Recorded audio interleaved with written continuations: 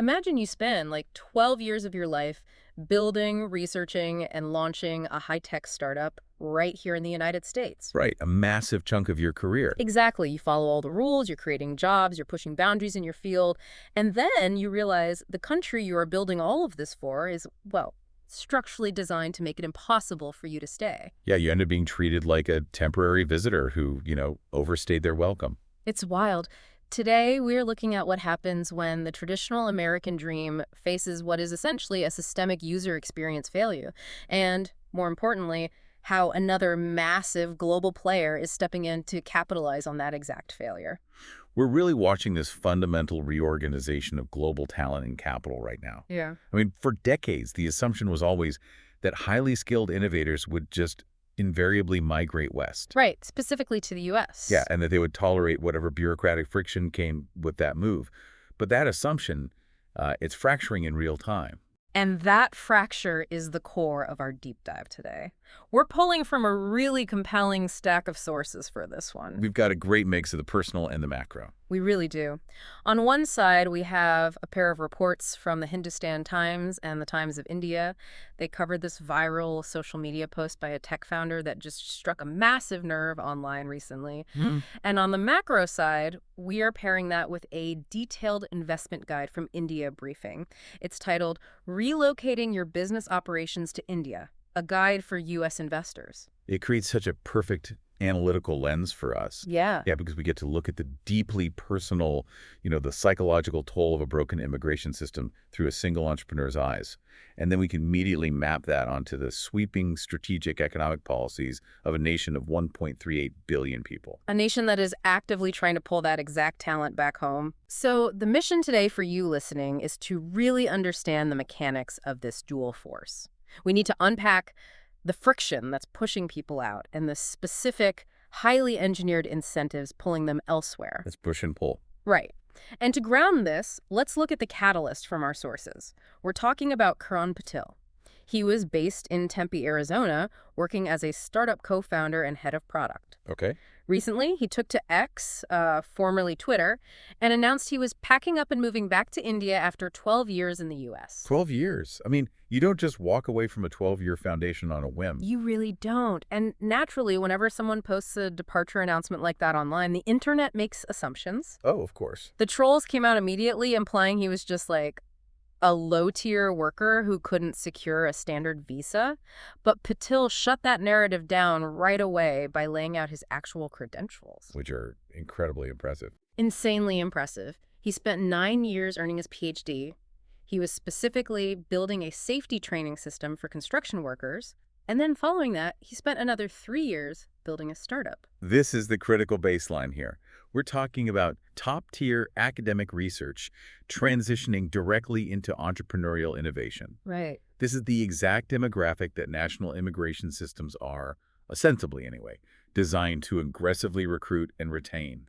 I mean, he is the textbook definition of high-value human capital. Which makes his reason for leaving so jarring. Yeah. He shared this realization that drove his decision, and the quote from the source is just, it's brutal. Yeah, it really stood out. He wrote, "Instead of strategizing toward a meaningful life, preserving legal status became the outcome I had to optimize for." And he described leaving to pursue a new mission, but doing it with a freedom that the land of the free had slowly been sucking out of him. Wow. The phrase optimizing for legal status really exposes the underlying mechanical failure of the system. How so? Well, we often talk about immigration as a policy debate, right? But for the highly skilled worker, it is a daily, compounding cognitive load. When an individual from India enters the U.S. green card backlog, they aren't just waiting in a line. Because of the per-country cap system, that line stretches for decades. Decades. I always think of this like a broken mechanic in an open-world video game. Oh, that's an interesting way to look at it. Yeah, like you buy this huge game to go on epic quests, explore the map, maybe build a settlement, but the baseline survival mechanics are completely bugged. Right. Your character's health bar is constantly depleting. So instead of actually playing the game and building something cool, you spend like 90% of your time just scrounging for food just to keep the health bar from hitting zero. You survive, but you can't actually play. That captures the psychological toll perfectly. Mechanically speaking, every single career move, a founder in that backlog makes changing titles there, raising venture capital, pivoting a product line. It all requires a bureaucratic permission slip. Just to make sure their temporary visa isn't invalidated. Exactly. They are forced into a defensive posture.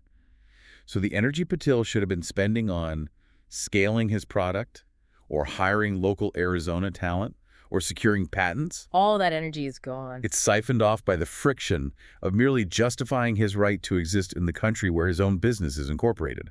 And the opportunity cost of that friction is staggering. The U.S. economy isn't just losing Patil, it's losing the compounding value of everything he would have built over the next 30 years. Yeah, the ripple effects are huge. And reading through the public reaction highlighted in the Hindustan Times and Times of India, you realize this is not an isolated complaint. Not at all. The post went viral because it tapped into this massive bubbling reservoir of anxiety among expats. Social media response, documented in the sources, acts as like a real-time sentiment analysis of this entire demographic. It really was like a floodgate opening. You had people validating his move, saying there's no point hanging around for the axe to fall. Referencing the constant underlying threat of deportation if, say, a startup fails or funding dries up. Exactly. And the comment that really hit hard for me was from a fellow expat of 10 years.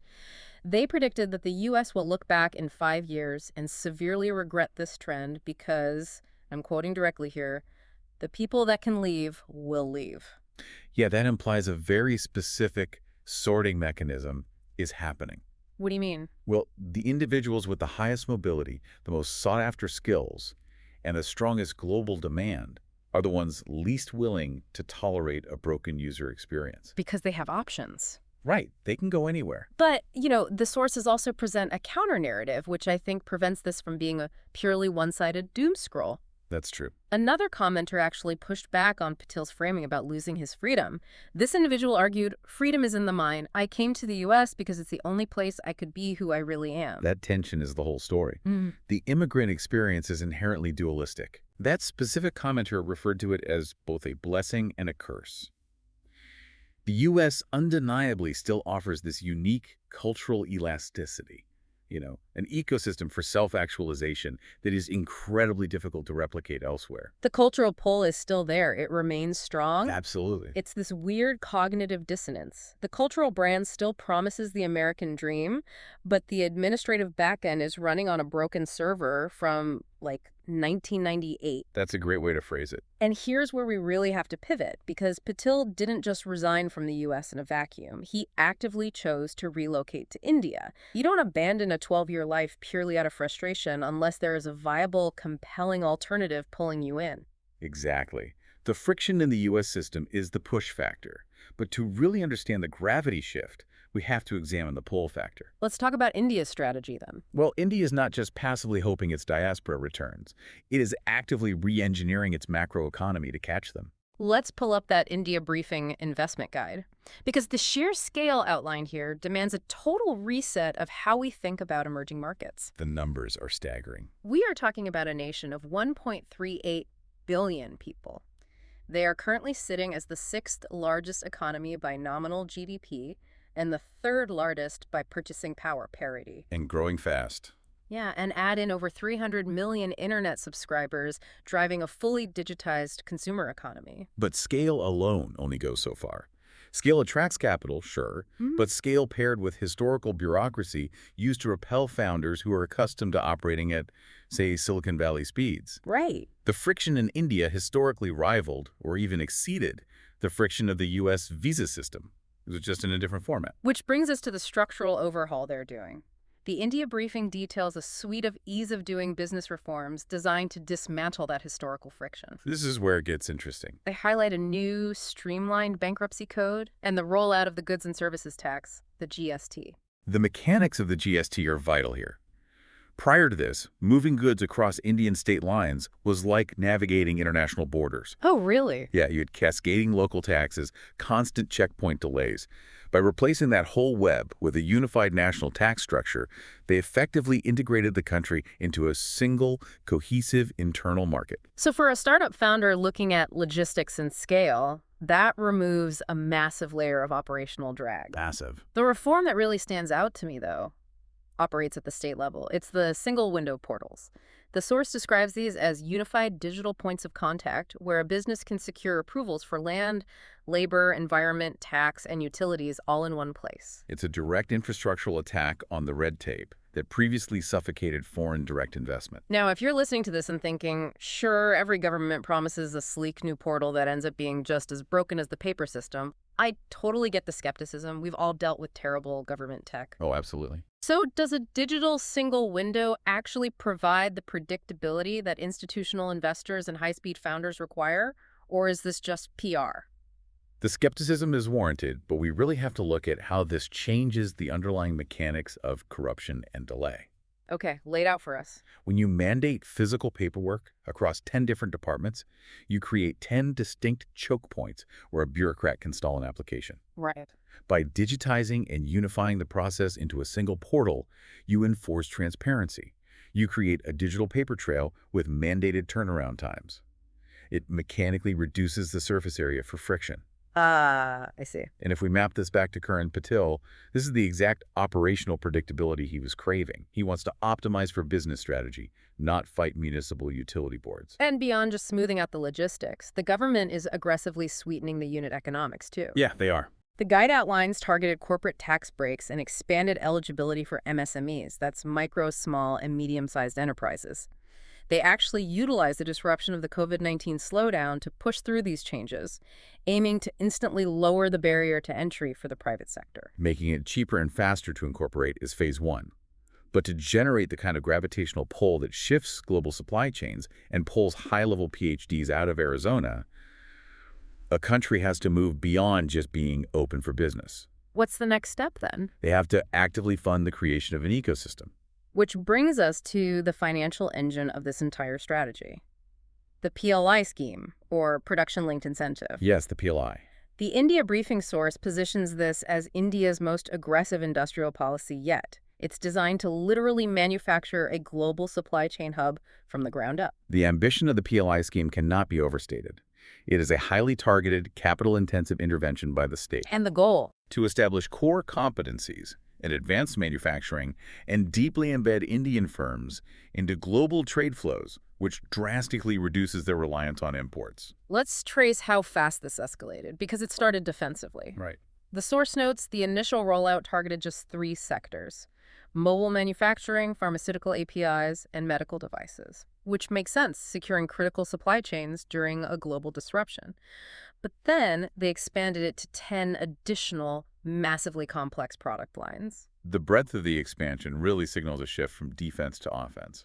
We're talking about ACC battery production, automobiles and auto components, telecom and networking products, textiles, high-efficiency solar PV modules, white goods, and specialty steel. It's huge. They are targeting the foundational hardware of the next century's economy. And we need to explain the mechanics of how a production-linked incentive actually functions, because it is distinctly different from a traditional government grant. Yeah, break that down for us, because a traditional subsidy often acts as just a blank check, right? Which can lead to bloat and inefficiency. Exactly. The PLI mechanism operates entirely differently. It pays out based on incremental performance. How does that ensure the money actually produces results? Well, the government establishes a base year of production. A company only receives the financial incentive, which is a percentage of their sales, if they demonstrably increase their manufacturing output and sales above that baseline in subsequent years. Oh, wow. Yeah, it financially rewards scaling up, doesn't just reward existing. So if I'm looking at this structurally, I'm comparing it to building a massive new shopping mall. Okay, I like this. If a government wants to revitalize a district, they don't just hand out small grants to 50 random boutique shops hoping a mall spontaneously forms out of nowhere. Right. Instead, they give massive tax breaks to build a huge anchor department store, because they know that once that massive anchor is operational and drawing all that foot traffic, the boutique shops, the logistics companies, and the food court will organically sprout up around it.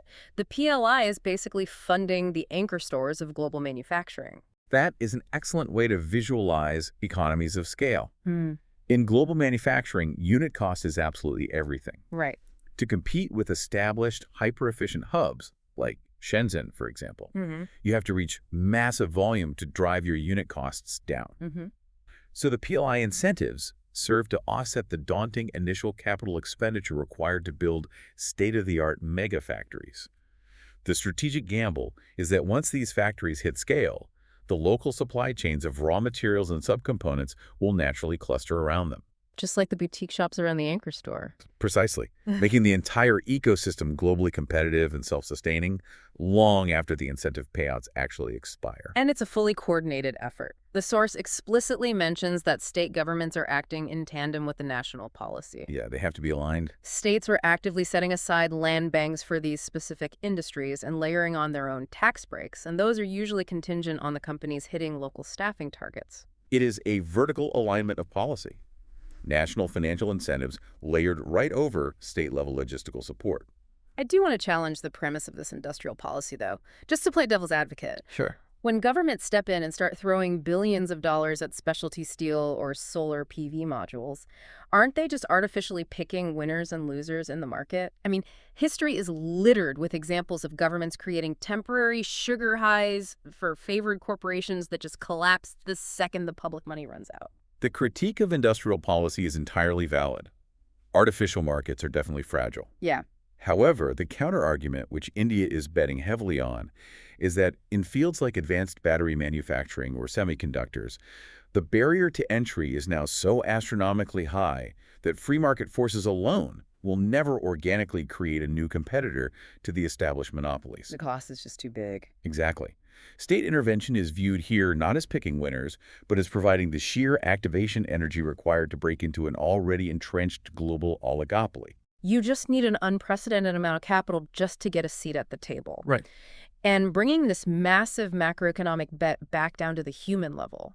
Think about what happens when a country successfully builds a subsidized ecosystem in high-tech electronics, EVs, and telecom. They create an insatiable vacuum for highly specialized human capital. Exactly. You build the massive factory, you secure the supply chain, but you still desperately need the talent to run the R&D, optimize the logistics, and build the software overlay. Yeah. This brings the entire narrative full circle. The gravity has shifted. If you are Karan Patil, a highly skilled PhD and startup founder sitting in Arizona, staring at a depleting legal status health bar, you are now looking across the globe at an environment that is actively funding the infrastructure of the future. The contrast is incredibly stark. One system forces you to justify your existence on a daily basis. The other system is actively engineering a landscape optimized for your specific skill set. It's crazy. It is the ultimate intersection of compounding administrative push and calculated economic pull. So let's distill the core takeaways from this source stack, because we've connected a deeply personal viral moment to some truly sweeping national industrial policy today. It's a lot to take in. It is. I think the primary insight here is that the global flow of talent and business is no longer a monopoly. We are witnessing a structural rebalancing, the compounding friction of the U.S. visa system, the per-country caps, the decades of backlog, the defensive posture forced upon founders. It's acting as a powerful centrifugal force, pushing top-tier innovators out. Simultaneously, India is executing a highly coordinated strategy to capture that exact outflow. Right. Through the ease of doing business reforms, the integration of the GST, those digital single window portals, and the massive financial leverage of the PLI scheme, they are engineering an environment perfectly designed to absorb migrating talent and attract institutional global capital. For anyone navigating this landscape, whether you're an entrepreneur deciding where to incorporate, an investor tracking the next decade's growth vectors, or just a professional evaluating your global career trajectory, understanding this shift is paramount. Absolutely. Tracking where the barriers to entry are falling and where the capital is being explicitly incentivized tells you exactly where the next major hubs of innovation will materialize. You follow the brain drain, and you follow the strategic subsidies, and you get a map of tomorrow's economy. It forces a complete reevaluation of long-held assumptions about national competitiveness. Definitely. Which brings me to a final thought for you to chew on today as we wrap up. We've established that nations are now actively competing for global talent and business using the exact same strategic playbooks that rival tech companies use to fight for users. Right, offering better interfaces, onboarding incentives. Streamlined mechanics, exactly. They are treating governance as a user experience. That's a fascinating way to frame it. Right. So if global migration is increasingly driven by the quality of the administrative user experience, What happens to the legacy countries that rely purely on their historical brand reputation, like the land of the free, while completely ignoring their broken legacy operating A systems? critical vulnerability. It really is. It's a fascinating question for the next decade of global economics. Thanks for diving deep with us today. We'll catch you on the next one.